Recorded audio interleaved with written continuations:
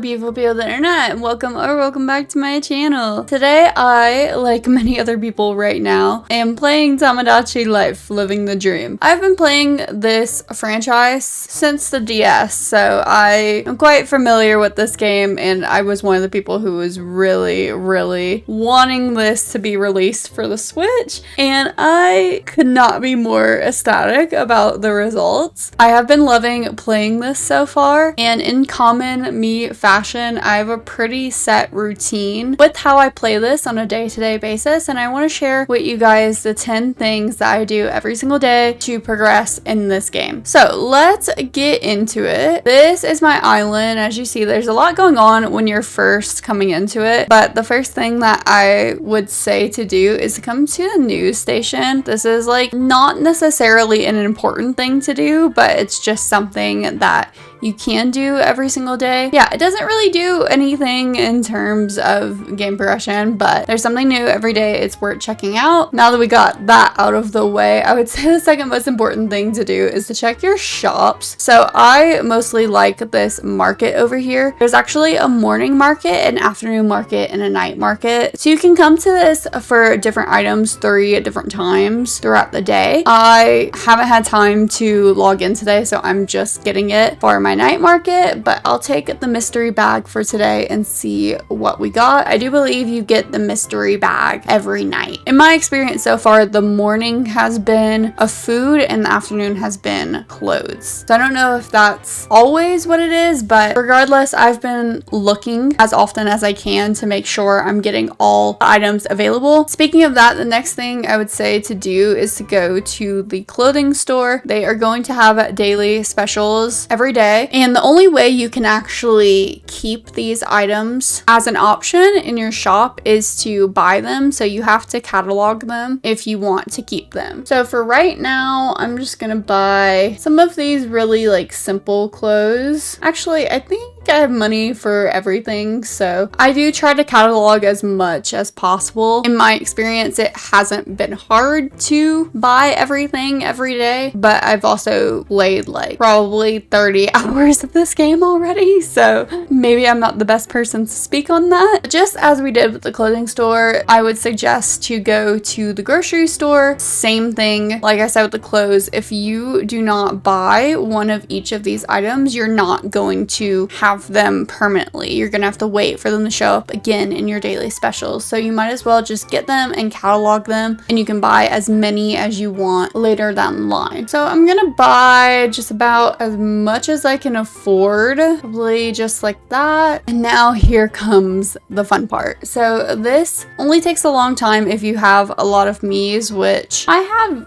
a decent amount, 13, so not like a ton, but not a few either. So once I'm done buying everything, I just go through every single one of my miis, and I'm just gonna make sure that they are fed. On top of that, if I saw any clothes in the store that I think would fit them, then I'm gonna give that to them as a gift. And of course, while I am already doing this, I'm gonna make sure that I pop any of those bubbles that are appearing above their heads, whether it's them wanting to become friends with someone, wanting to date someone, or just wanting to play a game. I just take care of whatever they have, because at the end of the day, this is really all you do to progress. Your sole purpose is just taking care of these creatures and keeping them alive. I will say, as much as I love this game and I am addicted to it, it's not really like rich in the amount of things that you can do. It's pretty simple. So I am just going to do what I just said, feed everyone and take care of all of their needs, and I will get back to you guys. All right, everyone is fed and taken care of. I do see that I still have some bubbles that popped up after I was done making my rounds, but that's kind of the point of this game, is if you have a lot of residents, they are all gonna need something again by the time you're done. I mean, this took me around 10 to 20 minutes to do 13 miis, so if you have a full island of 70 miis on it, then that could take you upwards to like 2 hours. hours to feed everyone and make sure they're all okay. And by that time, you could do the whole thing over again because they do get hungry after probably like 30 minutes. You can feed them something again. But that's why I don't have a lot of miis right now, and I'm just keeping it simple. Again, kind of the main point of this game is just to take care of these creatures and make sure that they're still alive. So that's going to be your main gameplay, is just going through and making sure they are fed and happy. After I do all the basics, what I like to do is try and force people together. So basically, if you have a relationship that you have been trying to make work, then I would just throw some people together. So for example, I really want these two to meet. This is my mom and Namjoon. I've been wanting them to be friends, so I'm just gonna push this relationship, and hopefully by tomorrow they will be wanting to be closer friends. I've been also trying to get Dan and Phil together. I feel like Phil is always missing. Of course, he's on the Ferris wheel, so I can't do anything about that. But if he were out, I would drag him into Dan's house and try to get them to be together. And since those are the two main things that I do with the actual miis, once I feel like I've had enough and I'm done, whether or not everyone's happy, if I feel like I've made my rounds enough, that's when I just do my little like closing out task, which are first coming over to the pawn shop. So all these little like knickknacks they give you for the mini games and the different like activities you do with them, you can sell all of these at the pawn shop. So some of them I will give as presents, but for the most part I just sell everything. I think this is the one thing I want to keep for later to give as a gift. Otherwise, I want my money. So I sell everything else and leave whatever I'm going to give as a gift. And the final thing I do at the end of the day is come over to my wishing fountain. This is because they do give donations every single day. All of your miis will come and they will provide some money at the fountain that you can obviously take. So I just collect my donations and then I just put all of my XP that I've gotten from leveling up my miis and interacting with them into the fountain. And this is just your overall level for your island, basically your main progression in the game. And then once I'm finished with that, I just come over and I use whatever wishes I have available to buy whatever I want. So I've been trying to get all of my quick build amenities lately. So that's all I'm going to focus on, and that's pretty much it. I'm all done for today. Yeah, this is basically my whole entire routine. And like I said, it can take a long time if you have a lot of miis, or if you just want to keep doing your rotation and keep interacting with them. But as many people have said, this doesn't have a lot of gameplay. It's really repetitive actions, and it's very simple. It's very simple to understand, and it's very simple to play day to day. It's just as much as you want it to be. So with that, I hope you guys enjoyed this video. I'm hoping to make a few more Tomodachi Life videos. I do have Loftia playtesting coming up, but I'm hoping I can get some Tomodachi Life in there alongside Loftia stuff. So if you enjoyed this video, be sure to leave a like and a comment. Tell me if you want to see more Tomodachi Life or more of any specific game. And if you're feeling generous, you can even subscribe. I do hope to see you guys all in the next one, but if not, bye bye.